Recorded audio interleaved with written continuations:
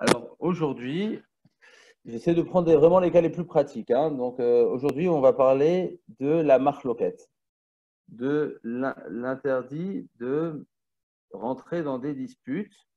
Alors, encore une fois, je ne vais pas aujourd'hui cerner à proprement parler le problème éthique, le problème moral de la dispute, de la marloquette. Mais j'aimerais essayer de comprendre les contours de la halakha, de savoir dans quel cas est-ce permis, dans quel cas est-ce interdit, vraiment d'essayer de connaître les cas pratiques. Voilà. Alors, on va commencer. Alors, dans la paracha de... Alors, une seconde, hop. Donc, je vais vous faire des fois des partages d'écran pour que vous puissiez avoir les références. Et ça sera... hop.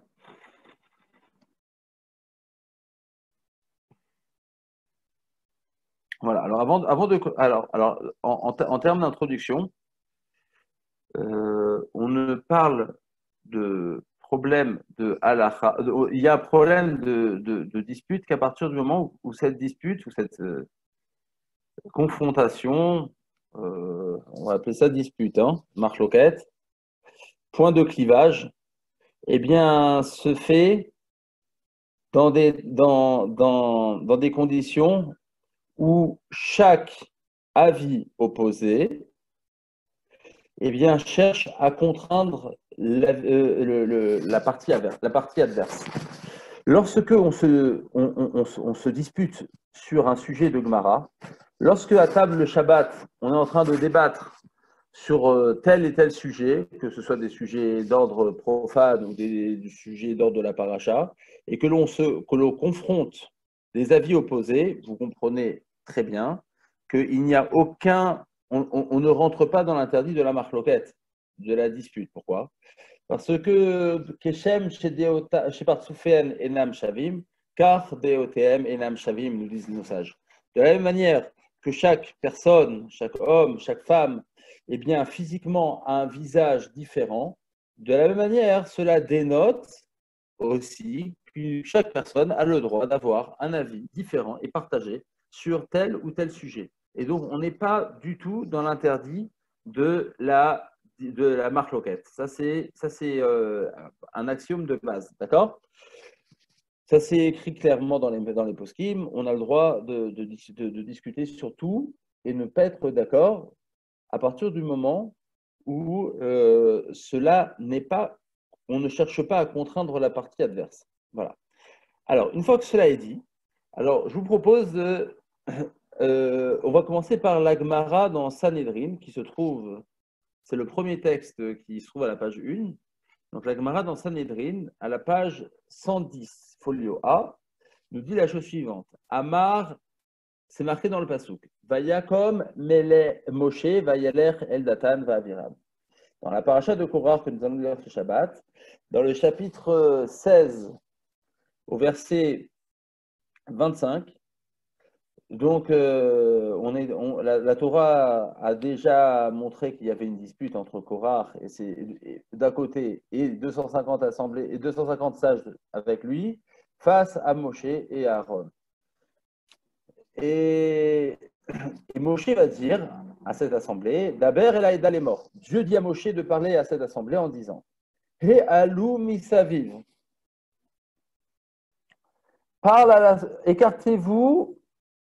Écartez-vous donc d'autour les Mishkan Korach, de la demeure de Korach, Datan Vaviram et de Datan et Aviram. Ça, c'est ce que Hachem dit à Moshe.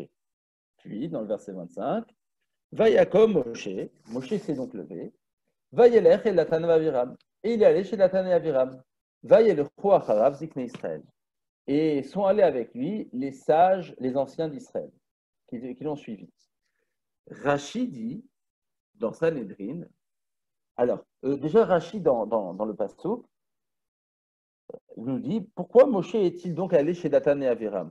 Qu'est-ce qu'il est allé faire là-bas? Et Rashi, dans la Torah, nous dit Kassavour chez Isulo Panim Velo Asu. Moshe, il s'est adressé à Dathan et Abiram dans l'espoir qu'ils vont pouvoir se soumettre. Pourquoi? Parce que le Dathan et Abiram, voyant éventuellement que Moshe arrive avec tous les anciens de l'Assemblée, eh bien, ça ferait pression pour pouvoir les dissuader de s'associer au projet de Korach. Donc, il est venu, on va dire, avec des dessins pacifiques, avec un projet Moshe de pouvoir faire la paix. Cela est de nouveau ramené par Rashi dans le Masechet Sanhedrin. Donc, je vous le mets tout. Voilà, Rashi dans le Masechet Sanhedrin le dit clairement. Mikan she'en marzikin bemachloket, dit Rashi. Shemachal al kuvodo. Moshe, donc je suis dans Rashi du Talmud Sanhedrin à la page 110, dit Rashi. Shemachal al kuvodo. Moshe, eh bien, il a été prêt à rabaisser son honneur qui lui est dû. Pourquoi il est allé là-bas? Pourquoi il est allé voir Dathan et Abiram? Afin de pouvoir annuler toute dispute. Il a essayé, il est arrivé encore une fois avec des dessins pacifiques, des projets de paix, des projets où on essaie de trouver un compromis à notre point de dispute, à notre point de conflit. Et donc, c'est ce que Rashi a dit. Amar Resh Lakish, donc Resh Lakish, maître de première génération des Amoraïm de Bavel, dit la chose suivante. Mikan, dit la Gemara, she'en marzikin bemachloket. De là, on apprend, de la posture de Moshe, nous apprenons comme quoi il est interdit d'être marzik, je traduis, de laisser vie à une machloket. Il est interdit de laisser une machloket se propager, se répandre, pourrir nos rapports humains. Et d'où il sait ça, Resh Lakish? Béamarav, car Rav, qui est aussi un Rav de première génération d'Amoraïm de Babel, a enseigné Kol Hamarzik Bemachloket Over Belav. Toute personne qui soutient une machloket, soutient, ça veut dire qu'il la laisse se propager, qu'il la laisse vivre. C'est dans ce sens-là qu'il faut la comprendre. Qui laisse une dispute rendre malsain nos rapports humains. Eh bien, il transgresse un interdit de la Torah, un lave. Chez Nehemar, Velo yiye kekorach vecha adato. Dit Dieu à Moshe, il n'y aura plus parmi vous de Korach comme des gens comme Korach et des gens comme son assemblée. Donc, de ce verset, qui se trouve aussi dans la paracha de Korach, Rav comprend qu'il y a un interdit, a priori, d'ordre de la Torah, à soutenir tout projet malsain dans lequel on est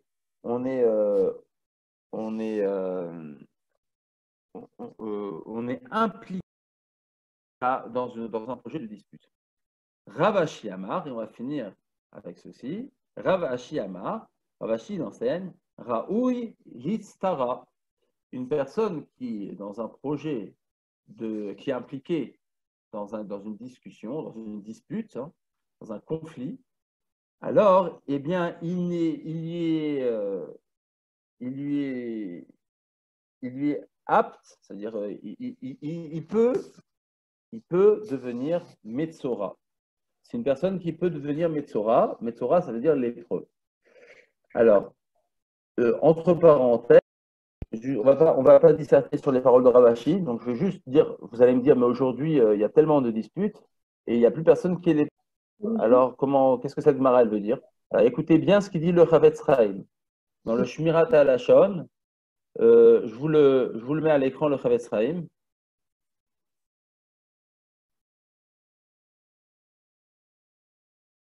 Voilà. Shmirat HaLashon, Chavetz Chaim, ici. Il dit, lorsque c'est écrit que Raoui Litztara, qu'une personne, elle peut être capable à devenir lépreuse, eh bien, c'est aujourd'hui la lèpre, il ramène des preuves, ça peut être aussi des signes de de pauvreté. En fait, aujourd'hui, de nos jours, une personne qui peut avoir fait faillite, voilà, regardez ici tout en haut, chez l'Ifamim, Machlif Akadosh Baruchu, et Onesh Atzaraat Ba'aniut.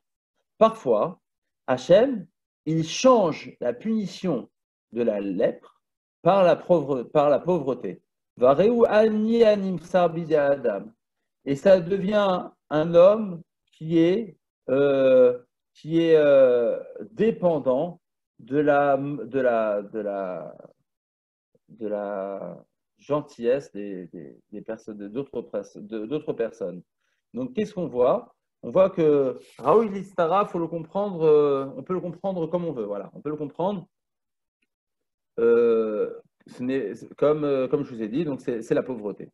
Voilà. Donc dans cette Gemara, si on lit la Gemara telle qu'elle est devant nous, ça a l'air comme quoi il y a un interdit à rentrer, à être impliqué dans un projet de dispute à grande échelle contraignant deux parties adverses. Et la question est de savoir est-ce que cet interdit est d'ordre de la Torah ou d'ordre midé Rabbanan, d'ordre rabbinique. Alors vous allez me dire qu'est-ce que ça change? Alors ça change énormément. Ça change énormément. Vous allez voir, on va voir plusieurs cas où ça va changer si c'est d'ordre toraïque ou d'ordre rabbinique. À ce sujet, nous allons avoir trois avis dans les Rishonim, dans les rabbins du Moyen Âge. Le premier avis, c'est l'avis du Rambam, le Maïmonide. Le Maïmonide écrit dans le Sefer HaMitzvot, dans le 8e acte, Shoresh Hashemini. Je vous le montre tout de suite.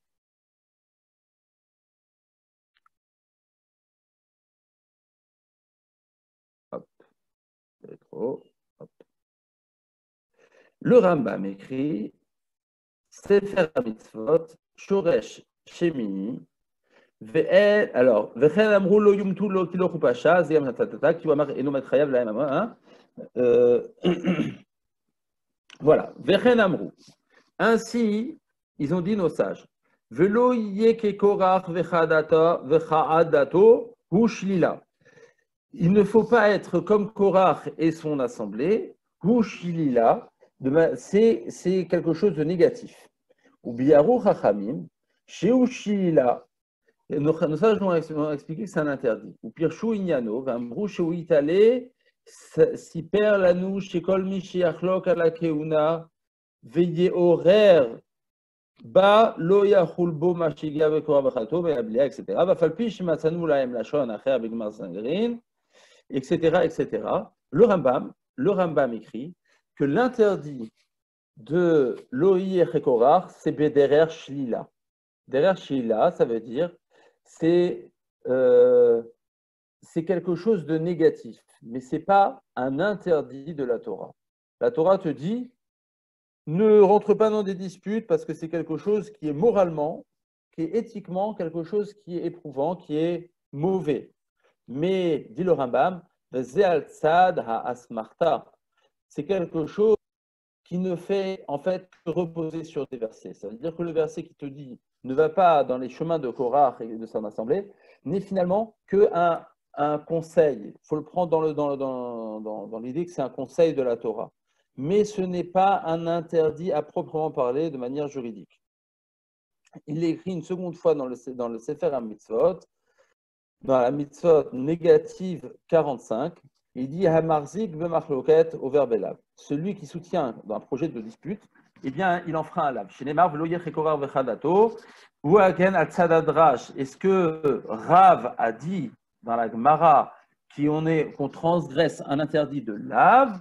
Cela n'est finalement qu'une interprétation qui tient à Rav, dans le sens où c'est une interprétation qui lui est subjective. Mais ce n'est pas un lave à proprement parler. Voilà.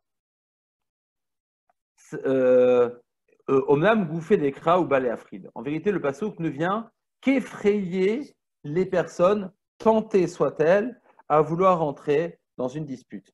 Mais cela n'est pas un lave à proprement parler. Le Meiri, le Rabbi Menachem HaMeiri de Perpignan.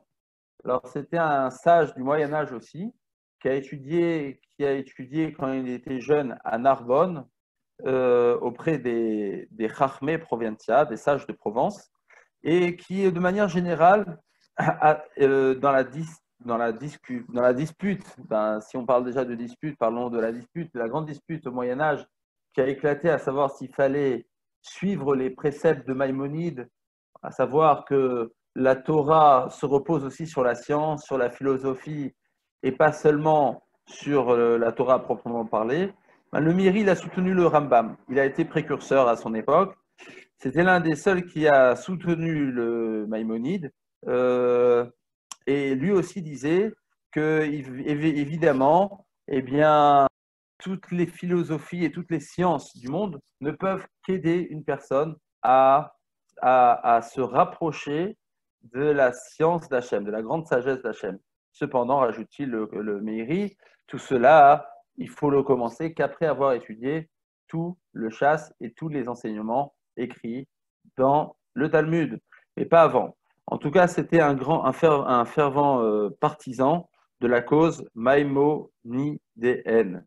Le Meiri écrit Vederer et Amra Amru Alav Sheu Be'alav. La même chose.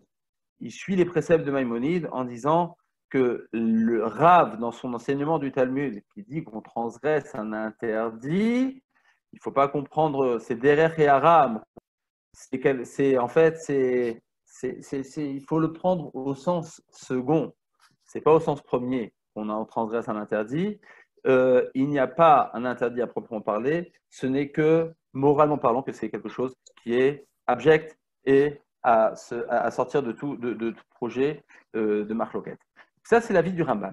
Donc, je répète, l'avis du Rambam est qu'il n'y a aucun interdit à proprement parler, juste asmarta be'alma. Ce n'est qu'on se repose sur des versets pour nous dire comme quoi c'est quelque chose de répugnant à rentrer dans une dispute vaine, mais il n'y a pas d'interdit.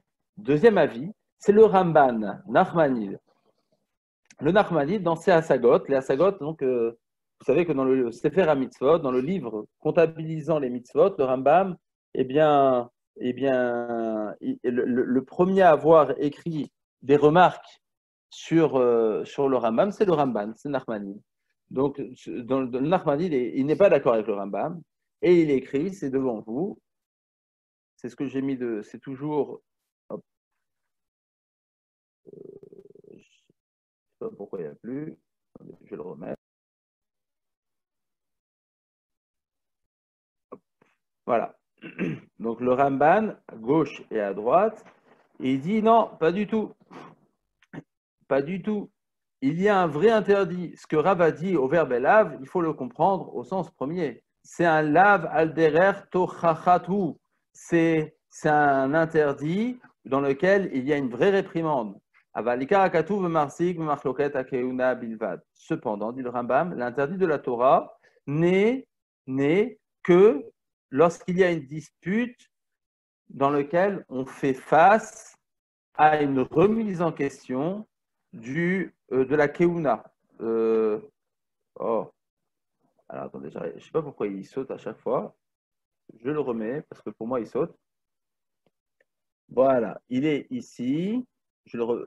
Ve'emet i kima she'amru bigmara Sanhedrin. Ce qui est écrit dans la Gemara Sanhedrin. Kol hamarzik v'machloket au verbe lotase. Toute personne qui soutient un projet de dispute enfreint un interdit.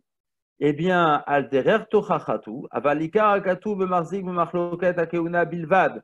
En vérité, ce n'est pas un interdit global à rentrer dans toute dispute, mais en vérité, c'est une dispute dans laquelle on remet en cause la prêtrise. Vehem zal samchulo sher amachloket lazir mehem. Et en fait, nos sages du Talmud, eh bien, ont voulu dire que cela est mauvais sur tout projet de dispute.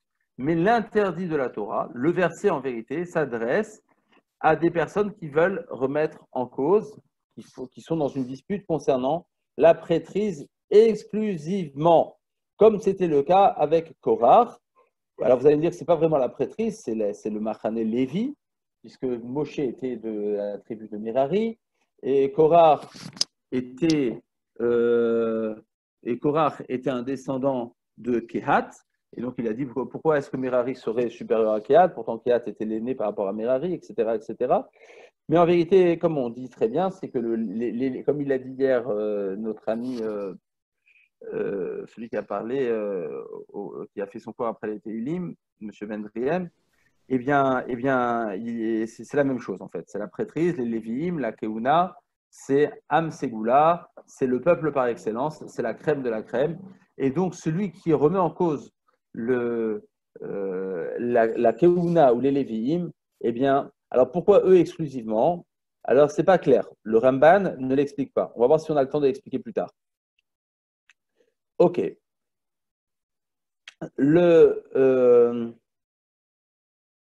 Alors, quand bien même, selon le Ramban, il n'y a pas d'interdit à proprement parler de la Torah concernant une dispute qui ne concerne pas la Keuna pour le Ramban et toute dispute de manière générale pour le Rambam. Est-ce qu'il y aurait un interdit d'ordre rabbinique ou non? C'est juste des traits de caractère. C'est des traits de caractère qu'il faut s'éloigner. C'est comme si je vous dis, voilà, la jalousie, la Torah n'a jamais dit que c'est interdit d'être jaloux a priori. Il n'y a pas d'interdit à proprement parler dans la Torah de ne pas être jaloux.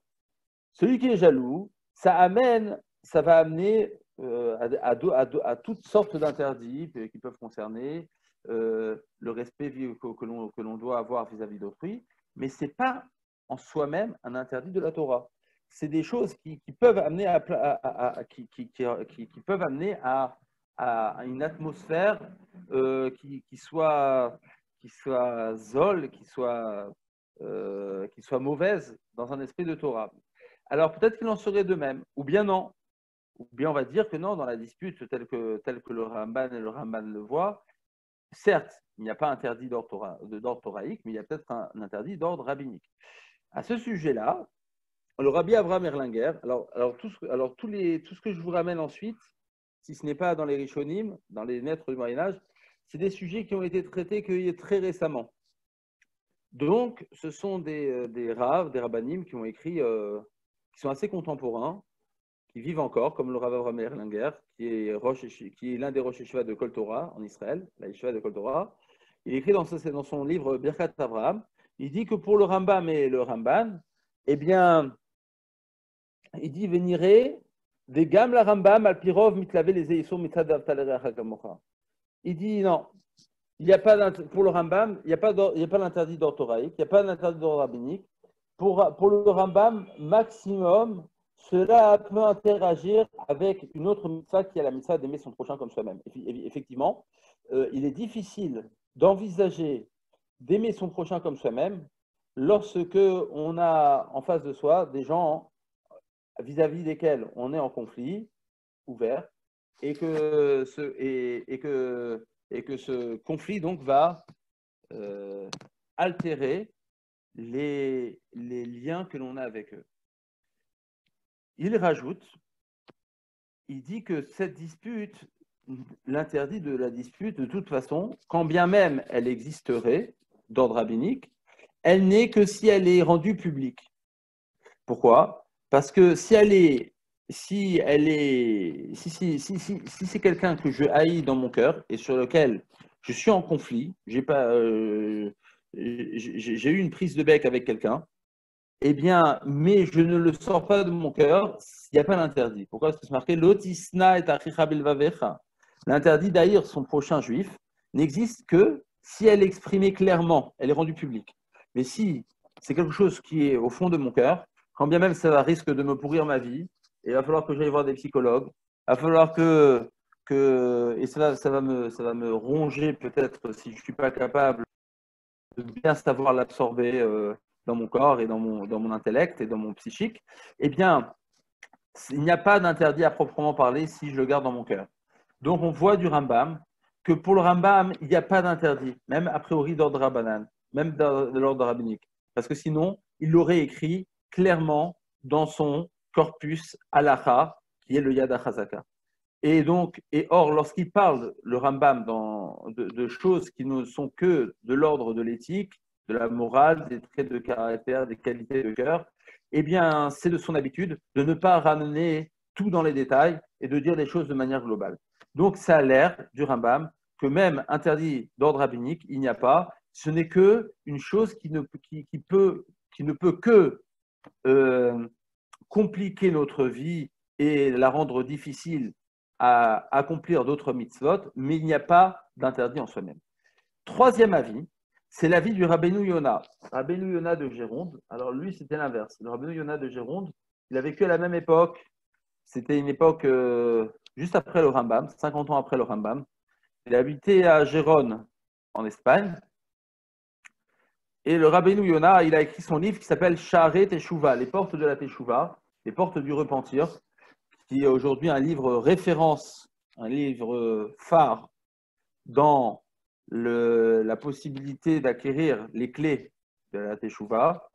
Il a écrit ce livre parce qu'il a pris part à la dispute, justement, à savoir est-ce qu'il fallait être pour ou contre le livre des égarés du Rambam.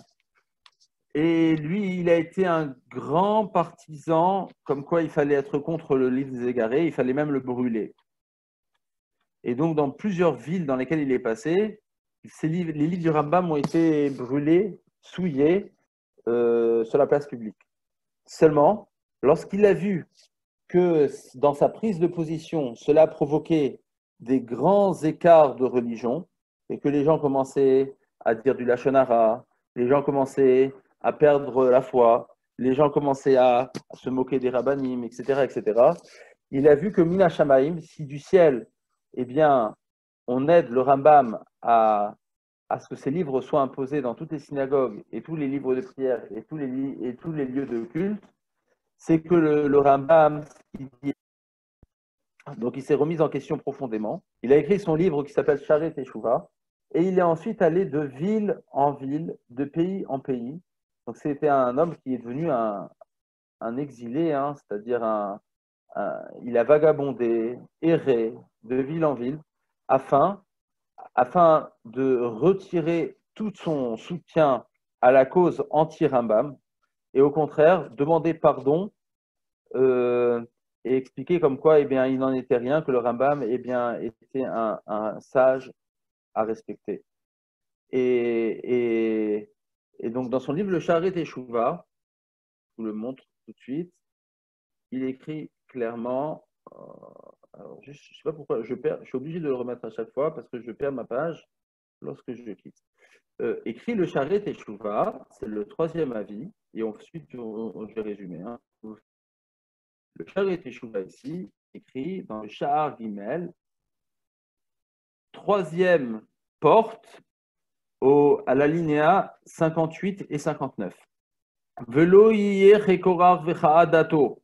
Amrou rabotenu zichronam livracha. On dit nos sages de mémoire bénie. Kol amarzik b'machloket over belav. Rav a enseigné, toute personne qui est impliquée dans un projet de dispute enfreint un interdit. Shneimar velo yiyeh chekorar vecha'adato. Umutar les saper la shon où il est. Et il dit, et donc lui, il comprend que c'est textuellement. Il comprend que c'est un vrai interdit de la Torah. Lui qui soutient un projet, c'est un vrai interdit de la Torah. On va voir ensuite les détails de ces dynimes. Donc je répète, on a trois avis comment comprendre Rav dans Sanhedrin. Ramban et Rabbeinu Yona de Jérôme.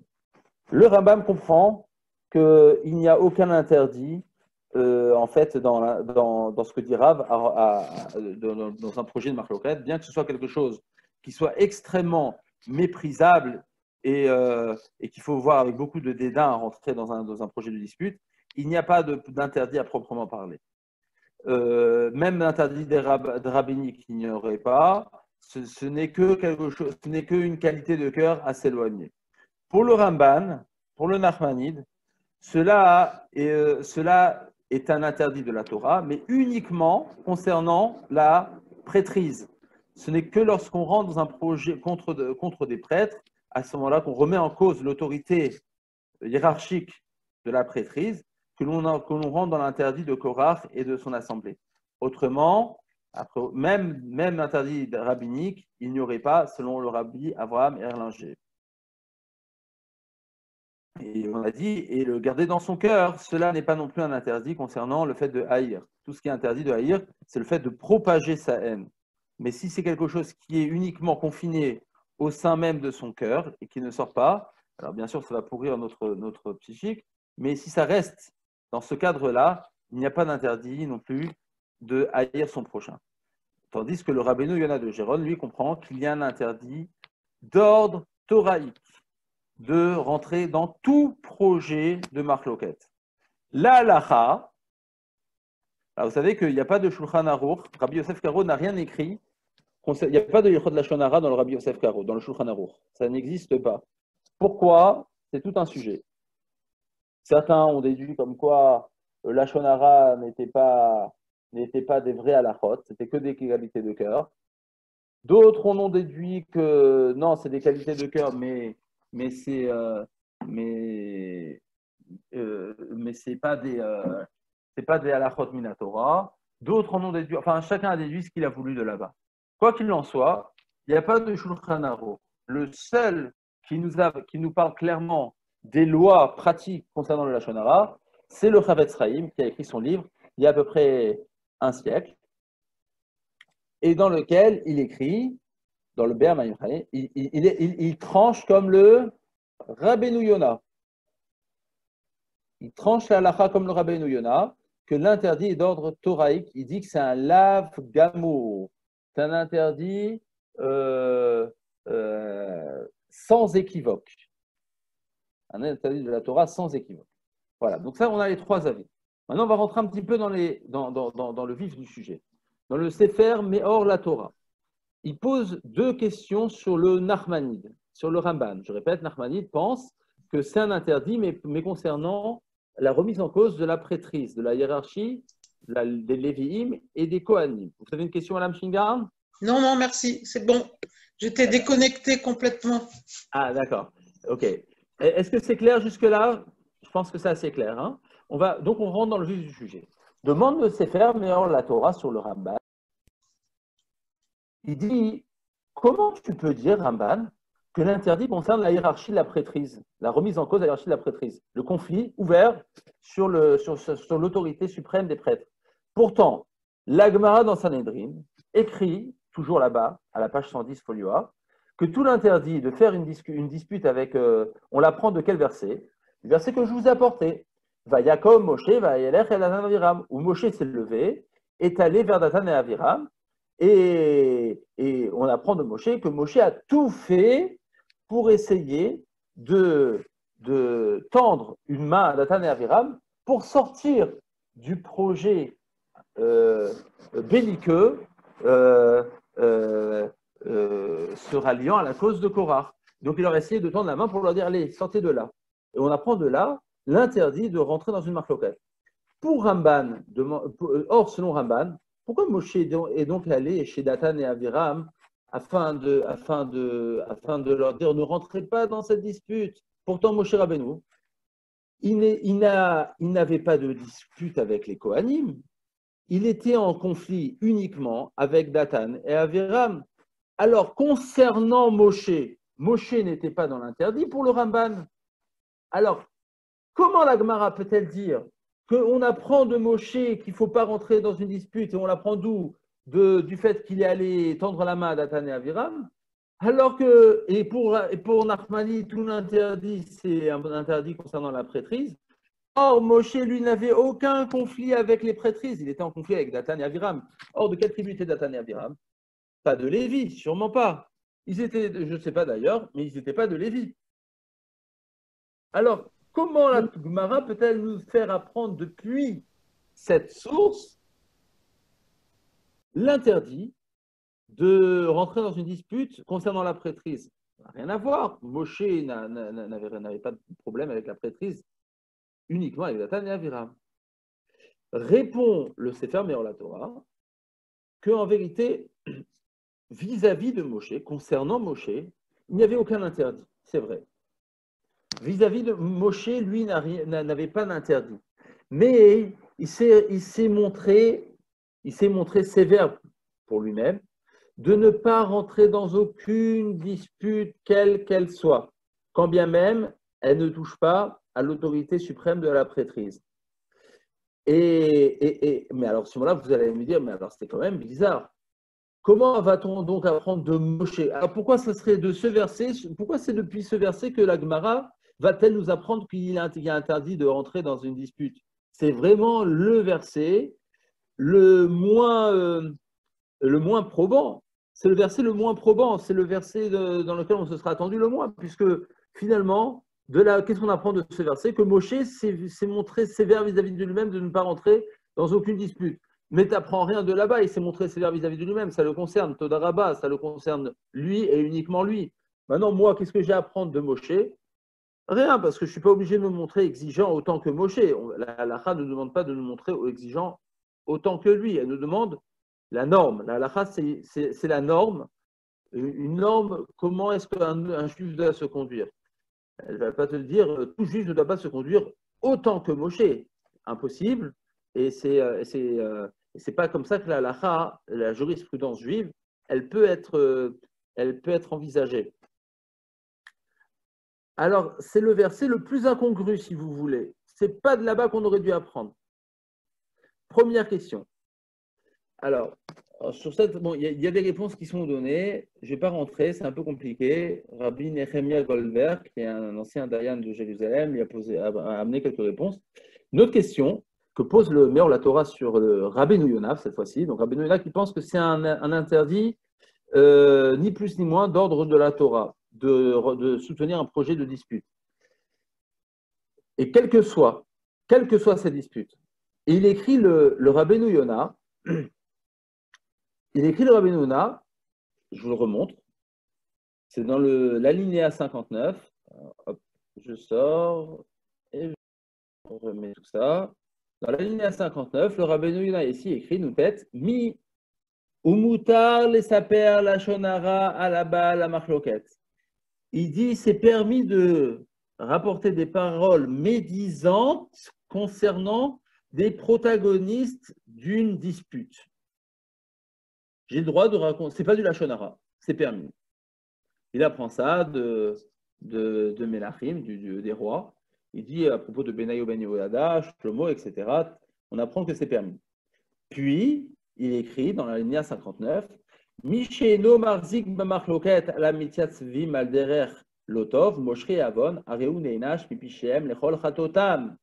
Il dit, celui qui ne prend pas part à une dispute concernant des mécréants. Si on a des gens qui sont rachats, alors qu'est-ce qu'on appelle rachat? Rachat, c'est quelqu'un qui, de manière délibérée et aux yeux de tous, enfreint des interdits, même d'ordre rabbinique a priori, même d'ordre rabbinique, et qui le fait de manière délibérée et aux yeux de tous. Eh bien, si une personne, quelle que soit cette personne, ne prend pas part à la dispute contre une personne pareille pour essayer de le contraindre à revenir sur ses mauvaises actions, eh bien, Ne'enash, cette personne qui ne rentre pas dans ce projet, il est puni, mipichem lechol chatosam. Il est puni et il est ouvert sur un lave, parce que c'est marqué velotissa à la frette. Tu n'as pas le droit de laisser une faute impunie. Tu dois tout faire pour essayer de contraindre et d'annuler une personne qui, aux yeux de tous, eh bien, rentre dans faute. Alors, et ça, c'est ce que dit le Rabbeinu Yonah dans la linéa 59. Demande le Meor la Torah sur le Rabbeinu Yonah. Pourquoi est-ce que Moshe, il est allé chez Dathan et Aviram afin de trouver une solution pacifique et aller, pourtant Dathan et Aviram, eh bien, ils avaient le titre de rachat. Pourquoi? Parce que dans Parashat Shemot, c'est marqué, rappelez-vous, Vayomer la rachat la matakereecha. La Gemara nous dit que qui étaient ces personnes qui ont interpellé Moshe, excusez-moi, qui sont ces personnes qui ont interpellé Moshe lorsque Moshe il a tué l'Égyptien qui frappait ce malheureux juif qui était sous le coup de la torture? C'était Dathan et Aviram. Et la Torah nous dit, Vayomer la racha la matakereecha. Et Moshe il a dit au rachat, De qui il s'agit? De Datan et Aviram. La Torah les appelle rachats. La Torah elle-même les appelle rachats. Et lui dit, pourquoi est-ce que tu frappes ton prochain? Et il s'agissait de Datan et Aviram. Donc, Datan et Aviram sont appelés, sont nommés clairement par la Torah dans Parashat Shemot au chapitre 2, verset 13. Ils sont nommés rachats. Donc, c'était des rachats. Or, le Rabbeinu Yonah pense qu'un rachat, non seulement il faut pas s'empêcher de rentrer dans une dispute frontale avec lui, mais il faut le faire. Et celui qui ne le fait pas transgresse un interdit. Alors, pourquoi est-ce qu'il a essayé de trouver une solution pacifique avec Datan et Aviram? C'est la deuxième question que pose le Meor la Torah. Pour répondre à ces deux questions, on va devoir dire un principe qui est assez simple, mais profond, et qui va répondre à toutes les questions. Et donc, de manière générale, je vous dis la chose suivante. Dans le Talmud, lorsqu'on a un principe qui répond à plein de questions, il faut croire que ce principe, eh bien, ça va être la clé qui va nous permettre de résoudre pas mal de choses il faut croire que cette réponse est la plus juste. La réponse la plus juste est souvent la réponse qui répond à 36 questions en même temps. Et je crois qu'on est justement là, les questions du Meor la Torah sont excellentes. Deux questions. Donc, je répète les deux questions du Meor la Torah. Il pose une question sur le Nachmanide et une question sur le Rabbeinu Yonah. Question sur Nachmanide. Pourquoi, selon Nachmanide, y a-t-il l'interdit de la Torah concerne celui qui. La dispute concernant la prêtrise? Or, Moshe, lorsqu'il est allé chercher à se réconcilier avec Datan et Aviram, ce n'était pas un projet de réconciliation concernant la prêtrise. Or, la Gemara nous apprend que c'est bien la source sur laquelle on se repose pour comprendre qu'il y a un interdit de rentrer dans une dispute. Alors, pourquoi a-t-il cherché des desseins pacifiques chez Datan et Aviram? Deuxième question, on a dit sur le Rabbeinu Yonah. Le Rabbeinu Yonah dit clairement qu'il y a un interdit de ne pas rentrer dans une dispute concernant des Réchaïm. Or, pourquoi Moshe a cherché à se trouver une solution pacifique avec Datan et Aviram, qui sont appelés par la Torah elle-même Réchaïm? C'est les deux questions que pose le Meor la Torah. La réponse qui est la clé de ce cours, c'est la réponse suivante. Il faut dire que dans toute dispute, dans l'interdit de dispute, il y a deux volets, deux étages, deux volets. Le fait même de rentrer dans une dispute, de commencer une dispute, et ça, commencer une dispute, c'est la Gemara l'apprend de velo yer korar vechadato. Ne rentre pas, ne fais pas comme Korach et toute sa clique à rentrer dans des disputes. Pourquoi? Et ça, le Ramban, il a raison. Ça, c'est un interdit concernant la prêtrise, puisque Korach, effectivement, a cherché à remettre en cause le statut hiérarchique de Moshe et des Lévi'im. Et donc ça, c'est uniquement concernant la prêtrise, comme il dit le Ramban. Mais ça, c'est l'interdit de faire une dispute. Il y a un deuxième volet. C'est l'interdit de nourrir la dispute. Des fois, ce n'est même pas nous qui l'avons commencé, la dispute. La dispute existait depuis des années. Nous, on est venus, on a choisi notre camp, et en choisissant notre camp, eh bien, on n'a fait que entretenir la dispute. Et ça, c'est un autre interdit qui n'a rien à voir avec la prêtrise. C'est-à-dire, quand bien même je n'ai pas créé la dispute, elle existait avant moi. Ou bien c'est la partie adverse qui a mis en place la dispute et qui a mis le conflit.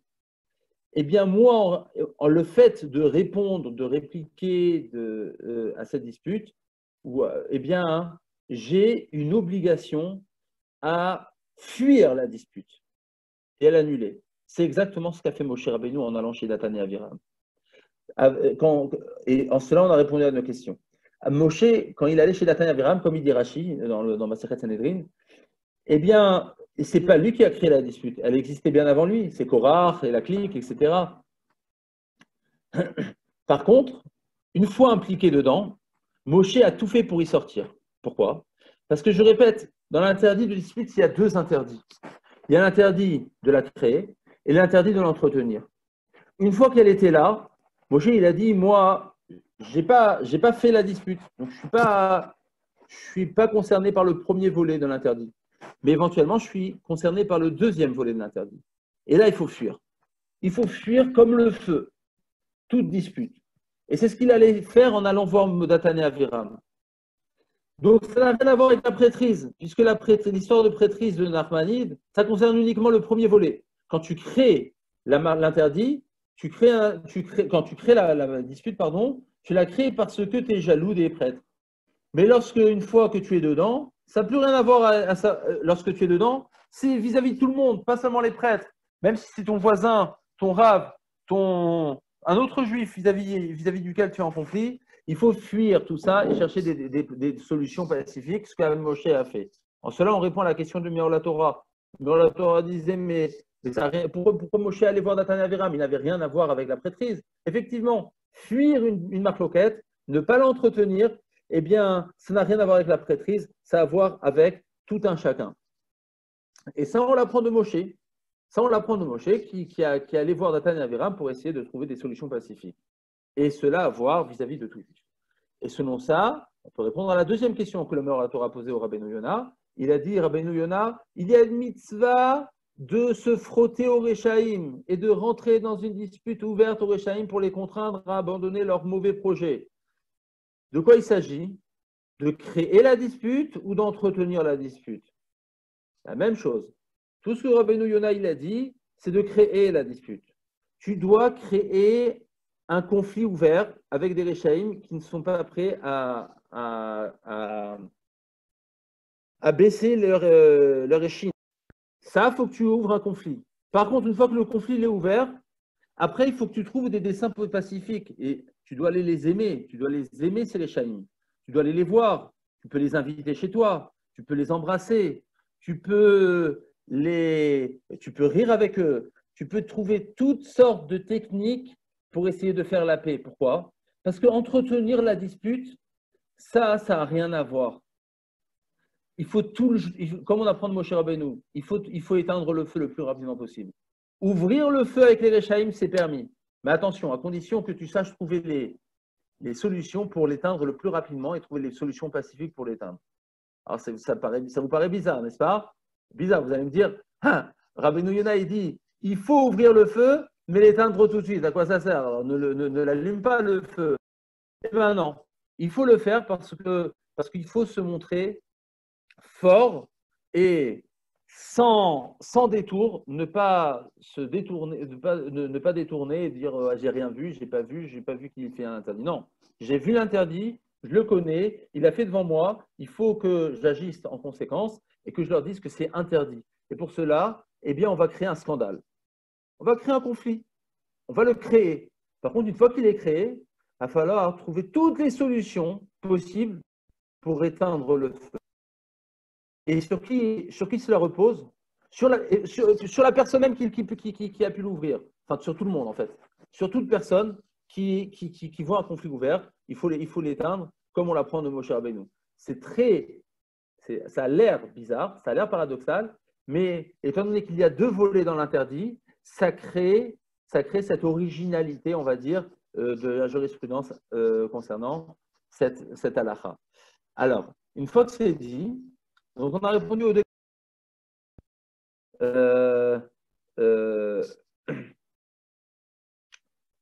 il y a une question qui se pose dans les poskim, à savoir, lorsqu'il y a un conflit entre deux personnes, il y a forcément un qui a raison et l'autre qui a tort. Très souvent. Très rare de voir que les deux ont raison. Très, très rare, on va le voir tout de suite. Est-ce que la personne qui a raison, on va dire, prenons la discussion de Moshe et Korah. On est tous d'accord, après coup, que Moshe, il a 1000 fois raison. Dieu lui-même lui a donné raison. Est-ce que Moshe a transgressé l'interdit pour le Rabbeinu Yonah, d'ordre Toraïque, ou pour Ramban, aussi d'ordre Toraïque, parce que Korah était un Lévi, ou bien pour Rambam, ce n'est qu'un interdit d'ordre éthique.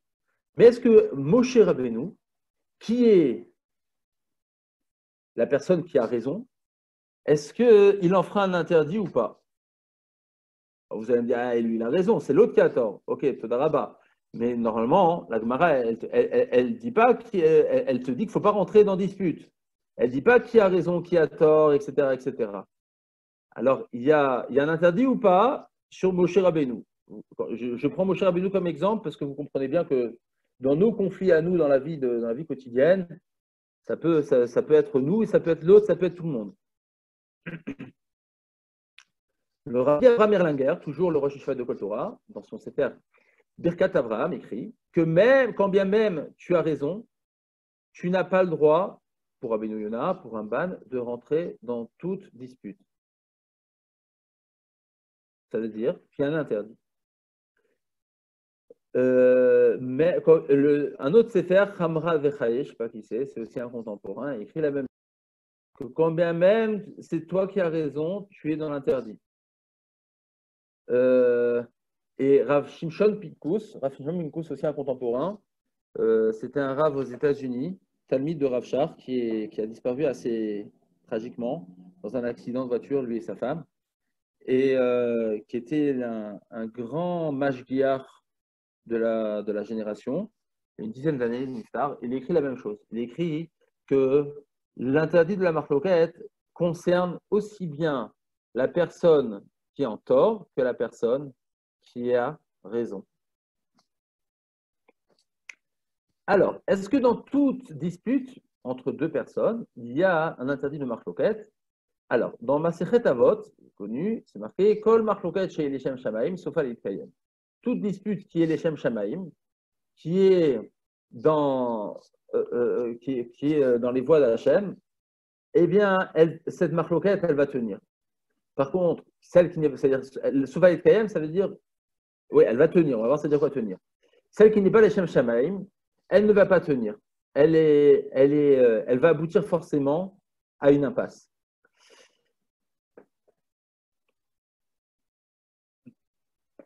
La Mishnah ramène des exemples et elle dit qu'est-ce qu'on appelle une marloquette chez Shem Shamaim? C'est la marloquette Hillel et Shammai. Qu'est-ce qu'on appelle une marloquette qui n'est pas les Shem Shamaim? C'est la marloquette de Korach et de toute son assemblée. Le Rabbi Ovadia de Barthénoura, italien, maître du XVIe siècle, écrit qu'est-ce que c'est la marloquette qui est les Shem Shamaim? C'est une marloquette dont le but avoué, eh bien, c'est de trouver le Hémet. C'est la seule recherche des protagonistes et c'est exclusivement de trouver le point de vérité. Lorsque deux personnes cherchent absolument la vérité, mais elles sont en conflit ouvert parce que leur manière de trouver la vérité est différente, où ils pensent que sur le fond ou la forme, c'est pas comme ça, eh bien, et ils cherchent tous les deux à contraindre l'autre de la véracité de leur dire, eh bien, cette discussion, cette dispute, eh bien, elle va aboutir sur la vérité. C'est ça ce que ça veut dire Sofa Litkayem. Sofa Litkayem, dit Barthénoura, c'est que, étant donné que toutes les deux ont un projet qui est véritablement ouvert vers la découverte de la vérité, eh bien, ça va découvrir la vérité. Comme on voit à propos de Hillel et Shammai. Quand Hillel dit A et Shammai dit B, les deux cherchent la vérité de la halacha. Seulement, ils ont deux optiques de la voir différemment. Eh bien, à la fin, qu'est-ce que ça va créer? Ça va créer que c'est depuis Hillel et depuis Shammai qu'on va trancher la halacha. La halacha sera toujours tranchée comme Beth Hillel. Alors vous allez me dire, oui, mais c'est à l'avantage de Hillel et non de Shammai. Réponse, la Gemara a dit, c'est pas évident parce que Hillel, la halacha est comme lui avant Mashiach et après Mashiach, la halacha sera comme Shammai. Ça veut dire que finalement, on va faire la part des choses, mais c'est à partir de leur dispute, de leur discussion, qui étaient des fois très véhémentes, qui étaient avec courage, qui étaient portées avec beaucoup de courage, et qui étaient tenaces, eh bien, c'est à partir de là que va être tranchée la halacha. Par contre, la marloquette de Korach et de toute son assemblée, dit le Barthénoura, eh bien, elle est alimentée par Tachlit Anirtza, Baï Bakachat Shrara, Avat Amitzwar. C'est l'appât du gain et l'envie l'envie d'avoir les pleins pouvoirs. Dans ce cas-là, eh bien, c'est les pulsions qui parlent. Lorsque c'est les pulsions qui parlent, eh bien, forcément, ça ne peut que aboutir sur une impasse. C'est connu les paroles du Maharal sur cette Mishnah. Le Maharal, il dit, vous remarquez que la seule marloquette que la Mishnah, le seul exemple que la Mishnah retient, c'est l'exemple de Hillel et Shammai. Car c'est la seule marloquette dans toute l'histoire de l'humanité qui était vraiment les Shem Shamaim. Et Hachem, il a soutenu d'ailleurs cette marloquette afin que les paroles de Elohim Chaim, ça veut dire que les paroles de la Torah soient mises à découvert. Par contre, la discussion entre Korach et son assemblée était complètement aux antipodes de l'Eshem Shamaim. Et donc, c'est pour ça qu'à la fin, Korach et son assemblée ne s'en sont pas seulement pris à Moshe, mais s'en sont pris aussi à la providence divine. La question qui se pose évidemment sur cette Mishnah est, mais comment, si c'est un interdit de rentrer dans Marloquet, comment est-ce qu'il a les Shammai ont-ils pu commencer à se disputer? Ils ont enfreint un interdit tous les deux. Alors pour répondre à cette question, toujours le Sefer Meor la Torah, il ramène les paroles du Sheiltot. Le Sheiltot, donc c'est une sorte de midrash, que en fait l'essence, maintenant on va parler de l'essence de la mitzvah, de l'interdit, l'essence de l'interdit de rentrer dans une dispute, eh bien, c'est une dispute qui amène de la haine, qui amène à une atmosphère délétère. Eh bien, c'est pour ça que, comme on a expliqué plus haut, l'interdit de créer une dispute ou l'interdit d'entretenir une dispute, eh bien, ce n'est que lorsque cette dispute, eh bien, elle est bederer ktata.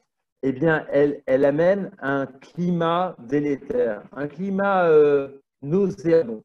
Alors, on s'approche petit à petit de l'interdit de haïr.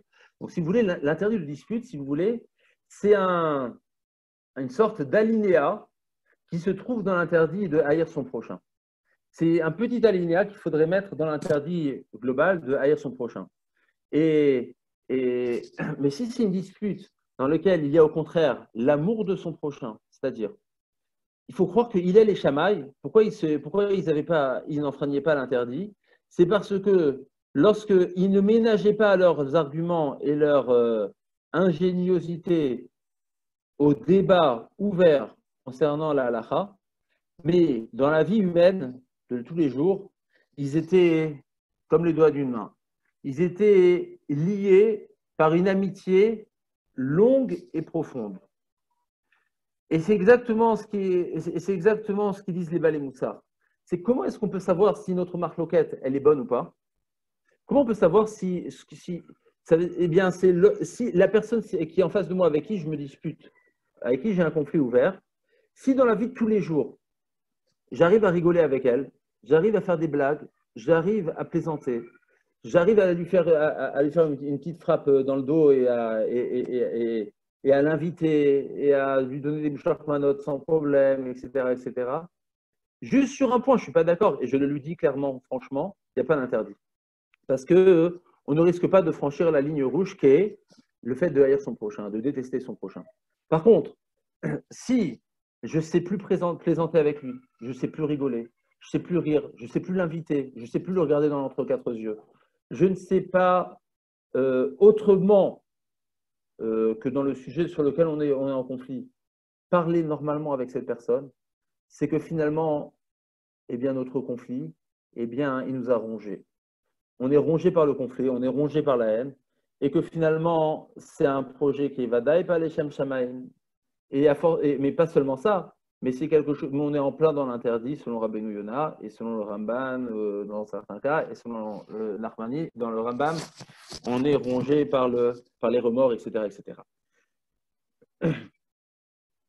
En cela, on a répondu à la question, il me semble, que Hillel et Shammai pouvaient facilement rentrer dans leur conflit, dans leur débat halacha, quand bien même il était véhément, parce que ailleurs dans la vie, il savait être fidèle et se montrer courtois, ami, et dans la vie de tous les jours. Alors, je vais juste revenir sur un point. On avait dit dans le Rabbeinu Yonah que Rabbeinu Yonah disait que vis-à-vis d'un homme qui est mécréant, il faut non seulement ne pas s'empêcher de rentrer dans une dispute, mais il faut la créer, la dispute. Vous vous rappelez? Alors, on a dit pas l'alimenter, mais il ne faut pas l'entretenir. Mais par contre, on a le droit de la créer. Alors, je ramènerai juste les paroles du rabbi Shmuel Eliezer Stern. Alors, rabbi Shmuel Eliezer Stern, c'est aujourd'hui le Rav Arashi de Yerushalayim. Rav Stern. Il est de mouvance nationaliste religieux. C'est lui le Rav Arashi de Yerushalayim. Et il écrit dans son Sefer Shvi Ve'esh que de nos jours, Shamilchama hi al kiyum haTorah v'mitzvot, que les problèmes qu'on a nous entre juifs, c'est pas sur des petits conflits, à savoir est-ce qu'il faut faire comme ce minag ou ce minag à la synagogue, mais non, c'est des conflits entre religieux et pas religieux, c'est des conflits globaux, c'est des conflits qui remettent en cause l'accomplissement de la Torah et des mitzvot. Il dit aujourd'hui, vadaï de vadaï, évidemment, qu'on doit savoir les hachiv les chorpenu davar lilchom ilchamata shel Torah. Il faut savoir être capable de pouvoir, il faut savoir mener une guerre de Torah. C'est-à-dire que c'est important aujourd'hui, lorsqu'on est comme en Israël, en conflit avec Chiloni, Haredi. Alors aujourd'hui, nous, on est un peu moins confrontés à Strasbourg parce que avec le consistoire, avec toute l'histoire des grands qui ont fait l'histoire du judaïsme de Strasbourg, Rabban Meir, Benogros, etc., etc. Il y a eu un climat à Strasbourg où les religieux et les moins religieux sont unis. C'est assez unique d'ailleurs à Strasbourg, chose qu'on revoit très rarement dans le reste du monde. Et du coup, alors, le conflit n'est pas forcément la meilleure arme pour pouvoir faire changer une partie adverse. Si je vois quelqu'un qui… La meilleure arme, ce n'est pas forcément le conflit, lorsqu'on est unis. Par contre, lorsque on est en conflit ouvert entre religieux, pas religieux, etc., comme en Israël, où il y a le clan religieux, le clan laïque, alors là, forcément, comme il dit le Rav Stern, il faut savoir se montrer à même d'être le giron de la réprimande de la Torah et savoir le faire, etc. Il faut le faire. Et il faut le faire, et bien sûr, comme on a dit tout à l'heure, savoir le faire, mais savoir aussi apporter des solutions pacifiques derrière si cela est nécessaire. Voilà, je crois qu'on a dit pas mal de choses aujourd'hui. Il y a encore pas mal de choses à dire. Il y a encore pas mal de choses à dire dans la halakha. Hop, je vais revenir. Il y a encore pas mal de choses à dire dans la halakha, mais on a fait pas mal le tour de la question concernant la marloquette, en sachant que voilà, on a essayé de poser des jalons, des fondements, des réponses concernant la jurisprudence, concernant cette halakha, de ne pas être impliqué dans un projet de dispute. Voilà. J'aurais une petite question. Alors voilà, j'écoute les questions. On y va. Madame Sadia, je vous écoute. Tu as dit que la jalousie n'était pas minatora. Selon la majorité des poskim, elle n'est pas de la Torah. Ouais. Ouais, parce que alors qu'est-ce qu'on entend par l'otané et l'otarmod? Si alors, on vit quelque chose. Ouais. En fait, l'otarmod, c'est alimenté, bien sûr, par la jalousie, mais l'interdit à proprement parler, c'est un sujet à part. À proprement parler, c'est pas la jalousie. Encore une fois, c'est sûr que au départ, c'est une jalousie, mais c'est pas ce que la Torah interdit. La Torah elle interdit l'application de cette jalousie dans le fait que je la matérialise, je la cristallise à travers le fait que je vais acheter une même voiture, une même maison, je vais vouloir la même femme que l'autre, etc., etc. Donc il faut que ça se cristallise. Donc l'interdit de l'otarmod qui est dans les Aseret Adibrot doit se cristalliser dans un geste matériel. D'accord ? Bien que vous ayez raison à la base, mais c'est des qualités de cœur. Les midot, c'est ça ce qui est très souvent le référentiel, la base qui nous amène dans des interdits. Mais ce n'est pas l'interdit lui-même. Vous comprenez ? D'accord. Et pour l'otané, c'est pareil. L'otané, c'est encore autre chose. L'otané, c'est le fait d'avoir des paroles qui soient vexantes et extrêmement déplacées vis-à-vis d'une personne. Comme par exemple, dire à un converti, tu te rappelles quand tu mangeais du cochon il y a quelques années. Alors ça, c'est des paroles qui sont très perturbantes, mais ce n'est pas lié à la jalousie. Là, c'est encore autre chose. C'est pas lié à la jalousie, c'est lié très souvent à c'est lié plutôt à la tsaroutaïn, c'est-à-dire le fait d'avoir un œil petit, D'accord. voilà. Ça peut être des fois lié à la kina, mais ce n'est pas la jalousie elle-même. D'accord? Voilà, c'est les paroles ou bien voilà, c'est plutôt des paroles vexantes, vexatoires. Oui, monsieur Selam. Que devient l'auditor dans tout ça? Se venger, rancune.